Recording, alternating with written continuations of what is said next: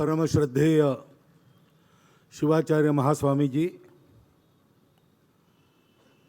माननीय सर्वाधिकारी जी, विदर्भ प्रांत के माननीय संघचालक जी, नागपुर महानगर के माननीय सहसंघ चालक जी, उपस्थित अन्य अधिकारीगण, परम श्रद्धेय संतवृंद, उपस्थित नागरिक सज्जन, माता भगिनी एवं आत्मीय स्वयंसेवक बंधु,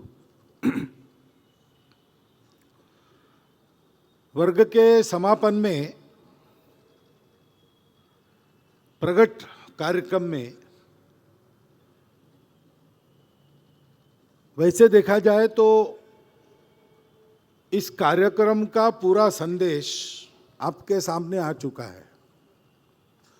जो अमृत वचन आपने सुना, जो गीत आपने सुना, महास्वामी जी का जो आशीर्वचन हमको मिला है और स्वयंसेवकों ने जिस प्रकार की कृति यहाँ करके दिखाई है, इसको जरा देखते हैं और उसको सोचते हैं तो हमको ध्यान में आता है ये काम क्यों चलता है, इसकी क्या आवश्यकता है। भारत की आवश्यकता सबको है, ये तो अब उजागर हो गया है। यानी बहुत दशक पहले अर्नोल्ड टॉयनबी ने ऐसा कहा था कि इस सहस्त्र का प्रारंभ यूरोप के दिग्विजय से हुआ होगा तो भी इसका अंत भारत की दृष्टि में से होना चाहिए, नहीं तो मानव जाति का ही अंत हो जाएगा। तब तो भारत को इस युग में अंत में मार्गदर्शन करके दुनिया को चलाना चाहिए।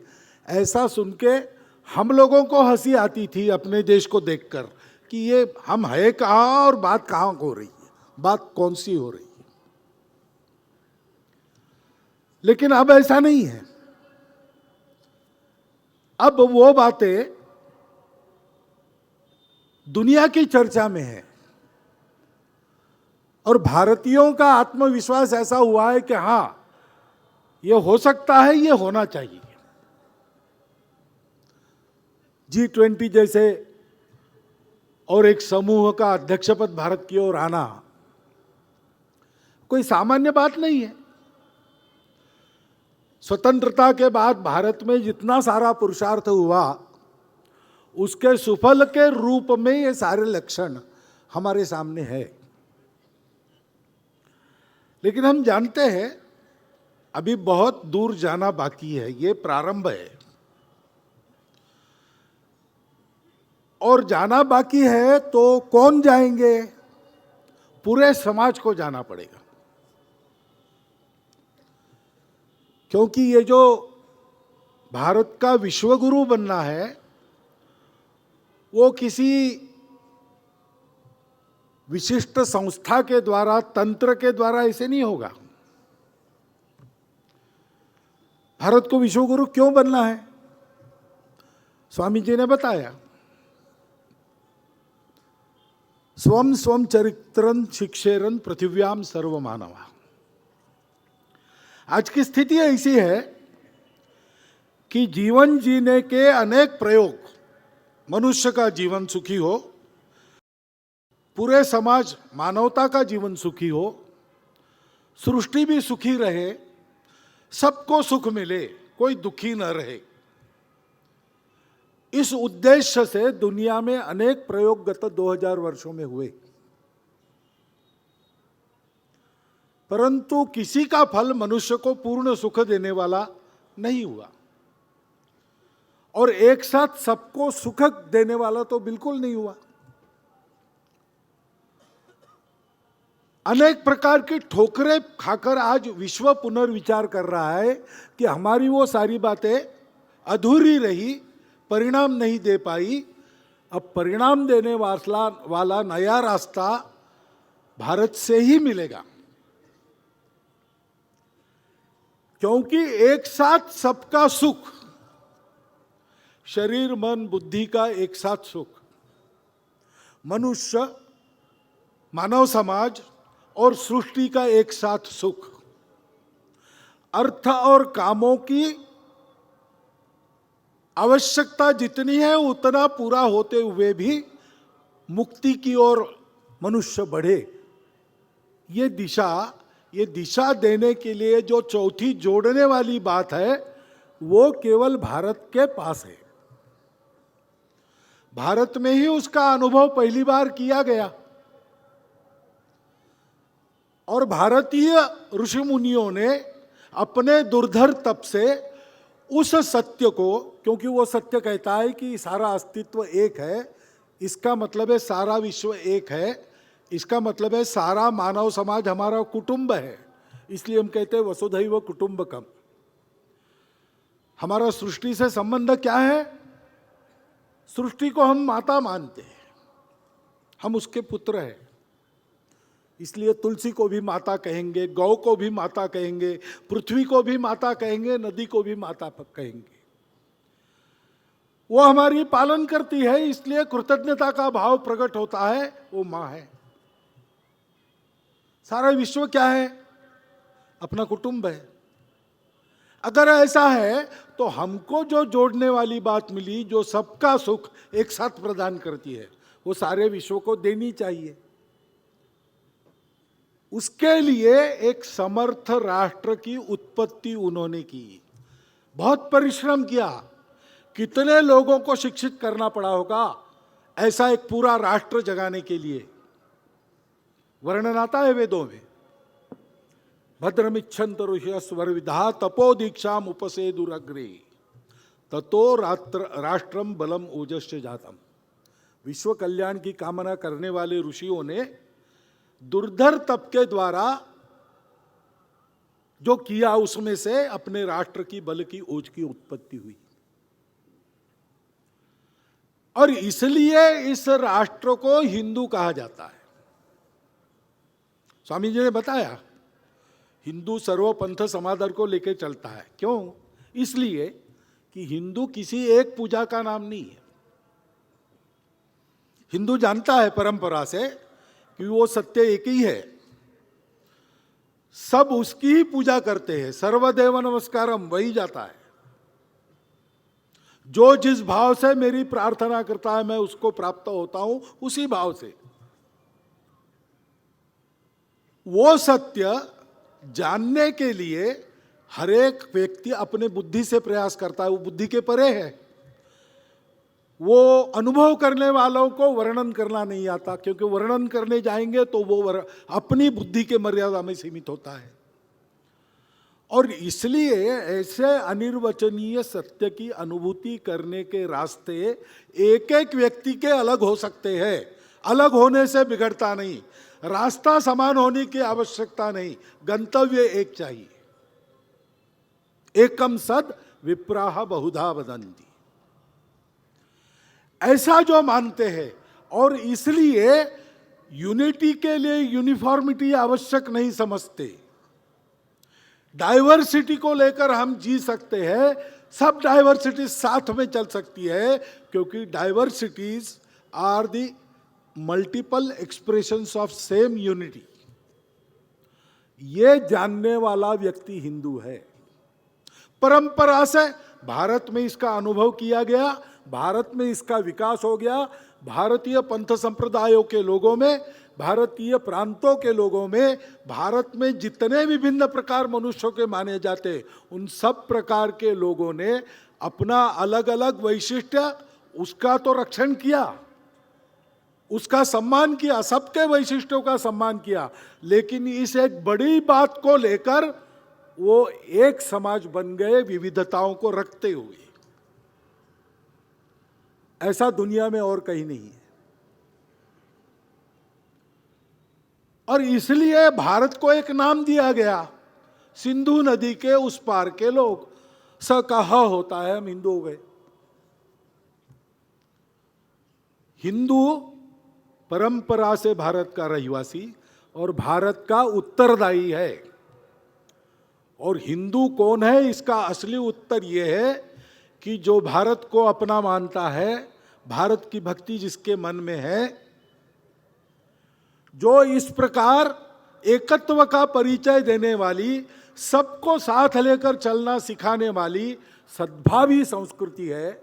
ऐसा चलने के लिए संयम सिखाती है, कृतज्ञता सिखाती है, उस संस्कृति के संस्कारों के अंदर चलने का प्रयास करने वाला। और ऐसी इस संस्कृति को संवर्धित सुरक्षित करने के लिए जिन पूर्वजों ने त्याग बलिदान किया, खून बहाया, पसीना बहाया, बलिदान दिया, उनका गौरव मन में रखकर उनके आदर्शों का अनुसरण जो करता है वो हिंदू है। चाहे वो भाषा कोई बोले, चाहे वो किसी की पूजा करे या न भी करे, चाहे वो कपड़ा किसी प्रकार पहने, खान पान रीति रिवाज कुछ भी रखे, चाहे वो किसी घर में किसी जाति में जन्मा हो, किसी प्रांत का रहने वाला हो, हिंदू इन सब की वैशिष्ट्यता को कायम रखते हुए, सुरक्षित रखते हुए, इन सब को अपने आप में समाकर एक समाज बनाता है, वो हिंदू है। और वो उत्तरदायी है भारत के लिए। इसलिए ऐसे हिंदू समाज का संगठन करना, वो समाज जब बलशील युक्त होकर, गीत में कहा गया शील, शक्ति और प्रेम 3 शब्द है। शक्ति का महत्व है दुनिया में, दुर्बलों को कोई नहीं पूछता, अच्छी बात भी दुर्बल लोगों की है, कोई सुनता नहीं, और दुनिया के दुष्ट दुर्बल लोगों के ही पीछे पड़ते, क्योंकि सबलों के पीछे पड़ेंगे तो मार खाएंगे। तो जो अशक्त है उसको सब दबाते, किसका बलि देते हैं? जहां बलि होता है वहां अश्वम, घोड़ा नहीं, लात मारेगा या भाग जाएगा, सामर्थ्य है उसका। अश्वम नहीं व गजम नहीं व हाथी तो उठा के फेंक देगा। एक बार उसका अपराध किसी ने किया है तो जाके रौन देता है और ध्यान में रखता है, उपकार करने वालों को तकलीफ नहीं देता, अपकार करने वालों को मूल से उखाड़ के फेंक देता है। यह हाथी का स्वभाव है। गजम नहीं वो, व्याघ्रम, बाघ नहीं, अरे बाबा बाघ को कौन छुएगा, व्याघ्रम नहीं चाहिए। फिर कौन? अजा पुत्रम बलिम दद्यात्, बकरी के बच्चे की बलि दो। देव भी दुर्बल की बलि मांगते हैं, देवो दुर्बल घातका। यह एक प्रकृति का सत्य है, सारी दुनिया उसको मानती है, सारी दुनिया कहती है सर्वाइवल ऑफ द फिटेस्ट। लेकिन दुनिया यहां रुक जाती है। भारत इस सत्य को पाने के बाद इसके आगे जाकर सोचता है, अगर सर्वाइवल ऑफ फिटेस्ट ये सत्य है और सारी सृष्टि में हम ही है, जो हम में है वही सारी सृष्टि में है, तो इसका मतलब है कि फिटेस्ट की ड्यूटी है कि वो सबके सर्वाइवल के लिए मदद करे, सबका प्रोटेक्शन प्रोवाइड करे। दुर्बलों की रक्षा सबलों का कर्तव्य है। यहां से शील का जन्म होता है। 2 प्रकार का शील है, एक व्यक्तिगत चारित्र्य है, मनुष्य को सत्यवचनी होना चाहिए, मनुष्य को अहिंसक होना चाहिए, मनुष्य को संयम पालन करने वाला रहना चाहिए, मनुष्य को संग्रह नहीं करना चाहिए। 10 नियम है, यम और नियम हम कहते हैं, संपूर्ण मानवता के लिए अत्यंत उपयुक्त है, किसी एक की बपौती नहीं है। भारतीय सभी पंथ संप्रदाय सब में एक देखो इससे शुरू होते हैं और इन 10 नियमों से आचरण करने पर उनका उपदेश समाप्त होता है। बीच का दर्शन अलग अलग है, पूजाएं अलग अलग है, परस्पर विरोधी भी होगी। और वैसे देखा जाए तो रामकृष्ण परमहंस जैसे संतों ने भारत में बाहर से आई उपासना को भी करके देखा और यही बताया कि अंतिम उपलब्धि तो एक ही है, झगड़ा किस बात का है, जो तो मत तो पथ। ये व्यक्तिगत चारित्र्य है। हर एक राष्ट्र का भी अपना शील होता है। हर एक राष्ट्र का जो उगम होता है सृष्टि में, उसका कोई कारण रहता है। उस राष्ट्र को सारी दुनिया को एक सत्य देना है, उसके लिए वो पैदा होता है, उस सत्य को लेकर बड़ा होता है। उस सत्य को सारी दुनिया को समझाने के बाद काम पूरा हो गया, उसका विलय हो जाता है, स्वयं विलीन हो जाता है, अथवा बाकी दुनिया उसको नष्ट कर देती है। अपने अपने राष्ट्र के सत्य को शिरोधार्य मानकर अपने जीवन की रचना करना, दुनिया में उस सत्य को बढ़ावा देने के लिए अपने व्यक्तिगत स्वार्थ को भी मर्यादित करना, इसको कहते हैं राष्ट्रीय चरित्र। हमारा राष्ट्रीय चरित्र क्या है? हम सारी दुनिया को संतुलन सिखाएंगे, हम सारी दुनिया को उनके स्वभावों के अनुसार उनका कर्तव्य क्या है ये कैसे पहचानना, उसका मूल देंगे, उसकी वैल्यूज देंगे। हम सारी दुनिया को जीवन का ऐसा तरीका देंगे जो सदा सर्वदा आनंद देने वाला, सुख देने वाला है। तथागत कहते हैं अंत में, मध्य में और आदि में सर्वत्र सुखदायक, आनंददायक। हम इस प्रकार का जीवन का तरीका अपना बनाएंगे और ऐसा जीवन का तरीका दुनिया में रहे, क्योंकि वो सारी दुनिया को सुखी करेगा, इसलिए काम करेंगे। उसके लिए हम अपने राष्ट्र को बलवान रखेंगे। हो सकता है उसमें मेरे अपने कुछ उसूल हमको पीछे रखने पड़ेंगे, हो सकता है उसके लिए मेरे अपने स्वार्थ मुझे छोड़ने पड़ेंगे। ये होता है राष्ट्रीय चारित्र्य, राष्ट्रीय शील। और ये हम क्यों करेंगे? हमको क्या करना है सारी दुनिया में? हमको दुनिया को जीतना नहीं है, हमको दुनिया को जोड़ना है। संघ में हम प्रार्थना करते, शक्ति मांगते भगवान से, अजय्यांच विश्वस्य देहि स शक्ति। यानी क्या? संपूर्ण विश्व को जीतने वाली शक्ति, ऐसा अर्थ नहीं है उसका। उसका अर्थ यह है विश्व में कोई हमको जीत ना सके, क्योंकि ये काम करना है तो हमको साबुत रहना पड़ेगा। और विश्व में दुष्ट शक्तियां है। आज भी भारत न बढ़े, भारत टूट जाए, इसके प्रयास उन शक्तियों के द्वारा और उनके हस्तक्षेप के द्वारा चलते हैं। रोज का अपना अनुभव है, स्वतंत्र भारत में भी चलते हैं। छोटी छोटी भावनाओं को हवा देकर, आपस में लड़ाइयाँ लगाकर, उनके आग पर अपने स्वार्थ की रोटी सेकने वाले यहाँ पर भी है। व्यक्तिगत चरित्र है, राष्ट्रीय चरित्र नहीं है। इसलिए हम कहते हैं कि हमको कोई जीत न सके, हमको किसी को जीतना नहीं है, हम सबको जीत सके, ऐसा हमने शक्ति का स्वरूप नहीं माना। क्यों? क्योंकि सब हमारे हैं, किसको जीते हम? अगर जीतना है तो हम अब स्वयं को जीतेंगे। जो स्वयं को जीतता है उसने सारी दुनिया पर विजय पा लिया, ये हमारी मान्यता है। क्योंकि सारा विश्व हमारा कुटुंब है, तो हम विश्व से प्रेम का नाता रखते हैं। और इसलिए गीत में शील, शक्ति और प्रेम ऐसा कहा गया। शक्ति को शील और प्रेम की मर्यादा में रखा गया है, तब वो सच शक्ति बनती है। हिंदू समाज को ऐसा शक्ति संपन्न हम बनाना चाहते हैं, इस राष्ट्र को ऐसा बनाने के तरफ ले जाने वाला समाज हम खड़ा करना चाहते हैं, जिससे दुनिया की सारी समस्याओं से उसको निजात मिलने वाली है। अब कोई दूसरा रास्ता बचा नहीं है, तो ये तो होना ही पड़ेगा। एक तरह से भारत का ये ईश्वर प्रदत्त कर्तव्य है और उसको करने का समय आ गया है।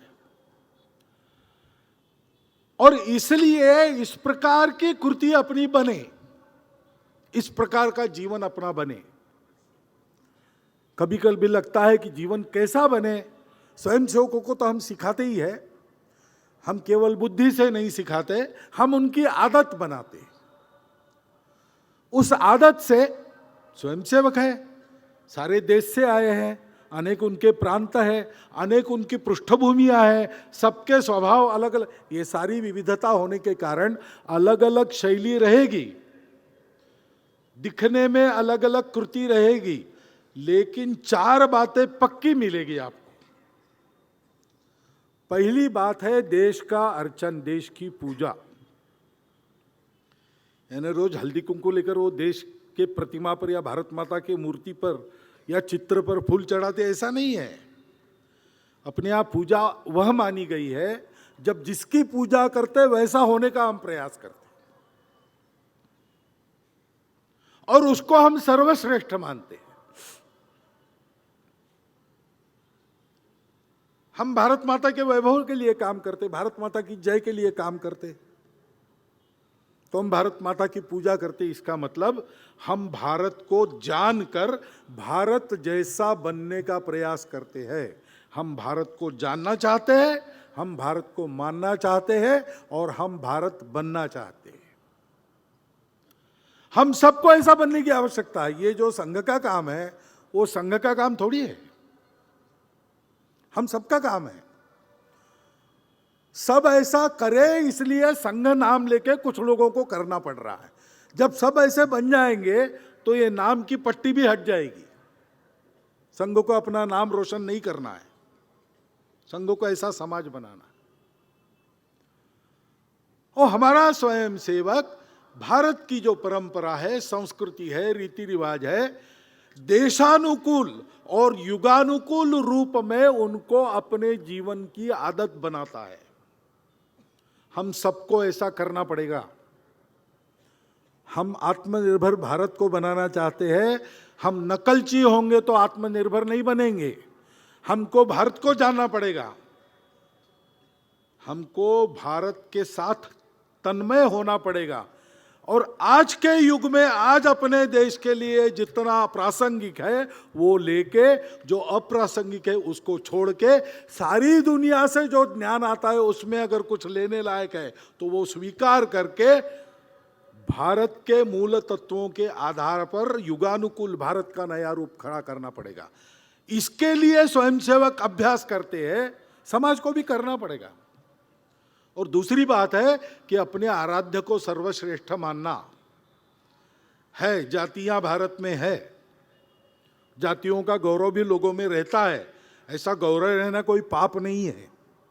अपनी अपनी भाषा का अभिमान होना चाहिए। सभी भारतीय भाषाएं हमारी मातृभाषाएं हैं, हमारे लोगों की मातृभाषाएं हैं, वो हमारी राष्ट्रीय भाषा है। अपनी अपनी मातृभाषा का अच्छा ज्ञान होना चाहिए और आपस में व्यवहार किसी एक भाषा में करना चाहिए,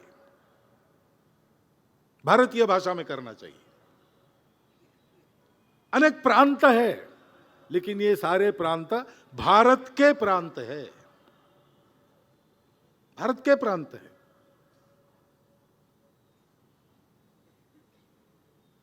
क्या नेपाल के शिक्षार्थी है, उनको बहुत खराब लगा जब किसी ने कहा कि नेपाल भारत से अलग हुआ। उन्होंने कहा ये अलग होने वाली बात क्या है, हम तो पहले से अलग राज्य थे। और केवल नेपाल अलग राज्य था ऐसा नहीं, बहुत सारे अलग राज्य थे। स्वतंत्र भारत में कितने संस्थानों का विलीनीकरण हुआ सरदार पटेल के प्रयासों से। क्योंकि व्यवस्थाएं अलग अलग होने से देश अलग नहीं होता, राष्ट्र अलग नहीं होता। हम एक है, हम एक है, विविधताओं के बावजूद है। क्योंकि विविधता अपनी जगह पर है, उसका सम्मान है, स्वीकार है, परंतु राष्ट्र हमारा सर्वोपरि है। हम अगर भारत माता की अर्चना करते हैं तो सबसे बड़ा भारत है, बाकी सब उसके बाद में, बाकी सब उसके लिए, उसके काम में आता है तो हमारा, उसके आड़े आता है तो हमारा नहीं है। ऐसा भाव मन में लेकर भारत की सेवा के लिए प्रयास करना, यह है देशार्चन। दूसरी बात है सद्भावना।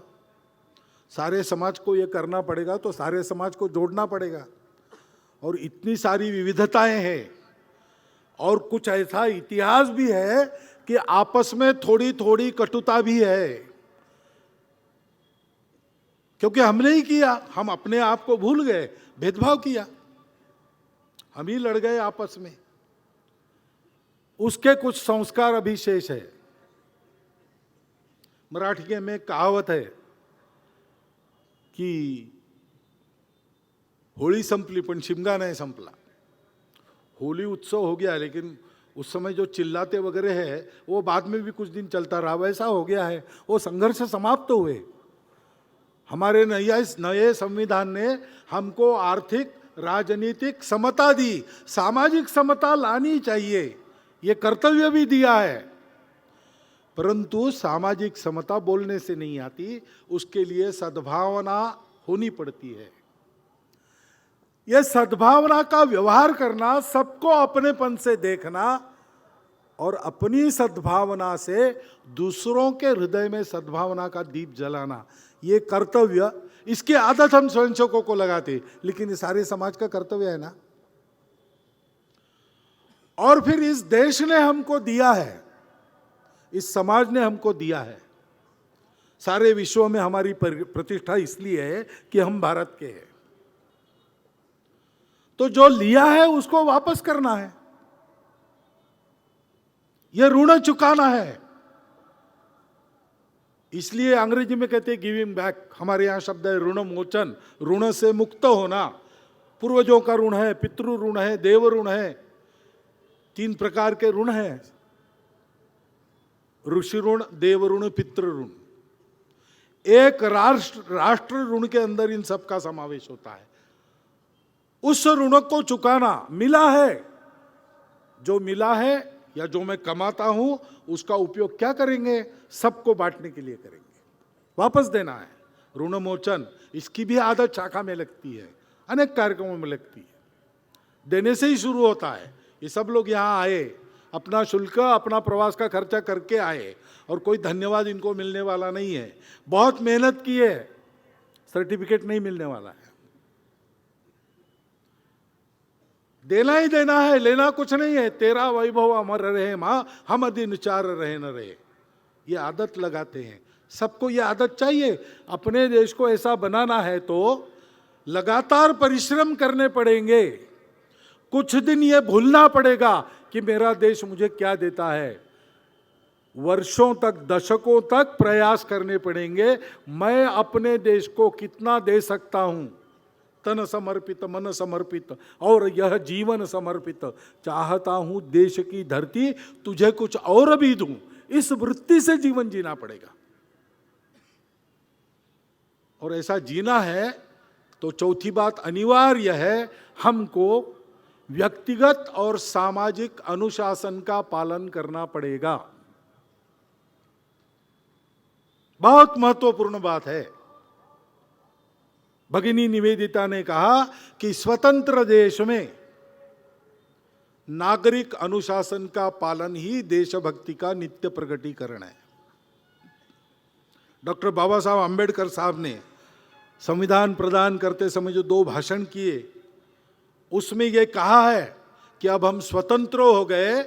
ब्रिटिशों को यहाँ से खदेड़ने के लिए आंदोलन करते समय हमने जो तरीके अपनाए वो अब नहीं चलेंगे। ये अब अपना देश है, अपना राज्य है, ये समझ के हमको चलना पड़ेगा।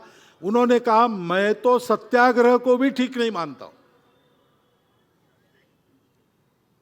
तो हमारा एक संविधान है, उसकी मर्यादाएं हैं, उसके तहत कुछ कानून बने हैं। कुछ गड़बड़ गलत है तो बदलने की सुविधा भी उसी ने दी है। हमको उस संविधान का, कानून का पालन करना चाहिए।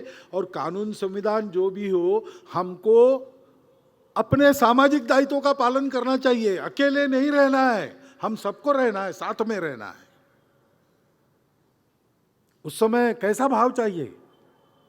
पूजनीय बाबा साहब बताते थे एक कहानी कि लड़ाई में आहत एक सैनिक और एक जनरल पड़े थे मैदान में।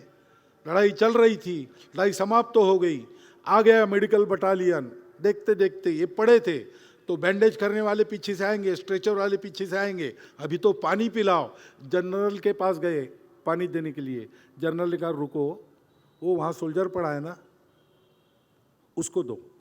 उसने कहा सर आप ऑफिसर, उन्हें ऑफिसर को नहीं, दाई नीड इज ग्रेटर, तुम्हारी आवश्यकता ज्यादा है। इस स्पिरिट से हमको एक दूसरे को देखना पड़ेगा, अपने देश को देखना पड़ेगा। संघ के सारे कार्य यही बातें आदत में डाली जाती है, क्योंकि संपूर्ण समाज इस आदत से काम करेगा, इस प्रकार से इन 4 बातों पर रहकर काम करेगा तो देश का उत्कर्ष होगा।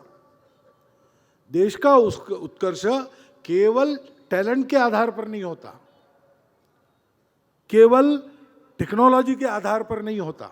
ये सब आवश्यक है, परंतु सबसे ज्यादा आवश्यक है समाज सोचे कि मेरे देश को मैं बड़ा करके रहूंगा, और ऐसा करने के लिए मैं इन 4 बातों का पालन करके चलूंगा। क्योंकि देश क्या है, केवल जमीन थोड़ी है। भारत देश की भक्ति यानी भारत भूमि, भारत की जनसंपदा, भारत की जल संपदा, भारत की जैव संपदा, ये सारे कुछ ये पूरा मिलके देश होता है। उस देश में उन्नति का काम करना है तो ये सब हमारे हैं, जन, जल, जमीन, जंगल, जानवर, वन संपदा भी। इन सबको ध्यान में लेकर उन्नति का विचार करना है तो अपने व्यवहार में कुछ परिवर्तन लाने पड़ेंगे। संघ का काम इसीलिए शुरू हुआ। स्वतंत्रता के लिए आंदोलन में डॉक्टर हेडगेवार बचपन से सहभागी थे, परंतु उस दौरान उनको ध्यान में आया स्वतंत्रता आंदोलन तरह तरह से चल रहा था, उसके धुरियों से चर्चा हुई तो उनको ध्यान में आया। सबको लगता है कि ये काम तो हो जाएगा, लेकिन फिर गुलाम नहीं बनेंगे, इसकी गारंटी क्या है? बार बार हुआ है सिकंदर के समय से। इस चक्र को अगर एक जगह रोक देना है तो समाज में कुछ परिवर्तन लाना पड़ेगा, समाज की गुणवत्ता बढ़ानी पड़ेगी, समाज की आदतें खराब हुई हो उनको बदलना पड़ेगा, सुधार करना पड़ेगा। किसी को ये काम करना चाहिए, हम नहीं कर सकते क्योंकि हमने अपना काम चुन लिया है, उसमें सारा समय जाता है। तब डॉक्टर हेडगेवार ने सोचा कि अगर ऐसा है तो सब बड़े बड़े लोग अच्छे कामों में लगे ही है, तो मैं सब छोड़कर इसके लिए प्रयोग करता हूं और ये काम हाथ में लेता हूं। 8-10 साल प्रयोग किए कि किस आधार पर समाज एक होता है। समाज की एकता का सूत्र क्या है? हमारी संस्कृति है, हमारी मातृभूमि की भक्ति है, हमारी पूर्वज परंपरा है, इसी को हिंदुत्व कहते हैं। उसके आधार पर सबको जोड़ना और ये आदत लगाना नित्य जीवन में। देने की आदत शुरू से होती है, 1 घंटा दो, मिलेगा कुछ नहीं। क्यों देना पूछो मत, क्या होगा देने से तर्क मत करो, 1 घंटा दो, स्वयं ही अनुभव आता है क्या होता है उससे। ऐसा ये संघ का काम है और इसलिए हमारा ये शिविर चलता है, ये हमारा कैंप चलता है।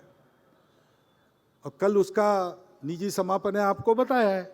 काम तो हमारा उससे भी हो जाता है। ये शारीरिक कार्यक्रम अगर हुए, जितने बताए उससे दुगने हैं, समय बहुत लगता है, इसलिए आपके सामने इतने ही बताए हैं। मैं जिस दिन आया मेरे सामने बाकी बताए, सभी वहां करेंगे। ये कार्यक्रम नहीं किया तो भी चलता है, क्योंकि करना है। क्यों करना है?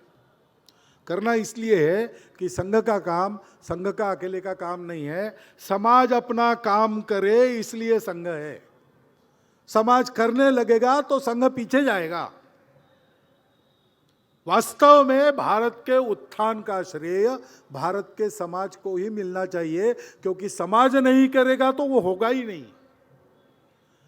और इसलिए ऐसे कार्यक्रम हम करते हैं, दिखाते हैं, उसमें आपको कुछ भाषण सुनाते हैं, कुछ गीत सुनाते हैं। क्यों? इसलिए कि अपने देश को बड़ा बनाकर संपूर्ण दुनिया को राहत देने के इस पुण्य कार्य में, एक पत्थर में 3-3 लक्ष्य होते हैं। स्वयं का जीवन अच्छा बनता है, अपना समाज अच्छा बनता है, दुनिया अच्छी बनाने के रास्ते पर वो दुनिया को चलाएगा, इसे उसकी क्षमता बनती है। एक पंथ 3-3 काज वाला ये काम हम सबका कर्तव्य है, उस कर्तव्य का भान हमको आए और हम इसमें लग जाए। जो बातें मैंने बताई 4, मुख्यतः वो है संघ में आकर कीजिए। आपको लगता है दूसरा कोई तरीका है इन आदतों को डालने का, वहां जाइए। और किसी किसी की आदत तो पहले से ऐसी बनी ही है, तो स्वतंत्र रूप से भी अपने काम कर सकते हैं। संघ तो सबको स्वयंसेवक मानता है, कुछ आज है कुछ कल होने वाले हैं। और ऐसा जीवन जीने वाला जो कोई है, उसने संघ का नाम सुना भी नहीं होगा तो भी वो स्वयंसेवक है। पूजनीय गुरुजी विनोबा जी को मिलने गए, उन्होंने बताया, गोलवलकर जी आप जानते हैं क्या, मैं संघ का असभ्य सभ्य हूं। यानी सभा में न बैठने वाला, लेकिन सभा में जो तय होता है वो सब करने वाला, ऐसा मैं सभ्य हूं, ऐसा उनका अर्थ था। तो जिनकी क्षमता है वो असभ्य सभ्य बन पर भी काम कर सकते हैं, हम मानेंगे वो संघ का ही काम बढ़ गया है। लेकिन आदत का काम है, इसलिए रोज कुछ ना कुछ तो करना पड़ेगा। अगर कहीं और तरीका आपको नहीं है तो संघ का तरीका है, शाखा में आइए, अपने आप को 1 घंटे की मेहनत से योग्य रखिए, फिट रखिए और अपने पसंद का काम चुनकर समाज का प्रामाणिकता से, निस्वार्थ बुद्धि से उसको कीजिए। जहां जितनी संघ की ताकत है वहां उतनी आपके साथ है। यही एक आह्वान लेके संघ आया है और इसको पूर्ण करने के बाद संघ को अपने लिए कुछ नहीं करना है। ये एक ध्येय है, वो हम सबके सामने है। भारत का उत्थान हमारे सबके जन्म का कारण, हमारे सबके मोक्ष का साधन, ऐसा टुकड़ोजी महाराज ने कहा है। बने हम हिंद के योगी, धरेंगे ध्यान भारत का। उस आवाहन को मेरे अपने शब्दों में आपके स्मरण के लिए मैं आपके सामने रखता हूं और इस कार्य के लिए कार्यकर्ता बनने का आह्वान देते हुए अपने 4 शब्द समाप्त करता हूं।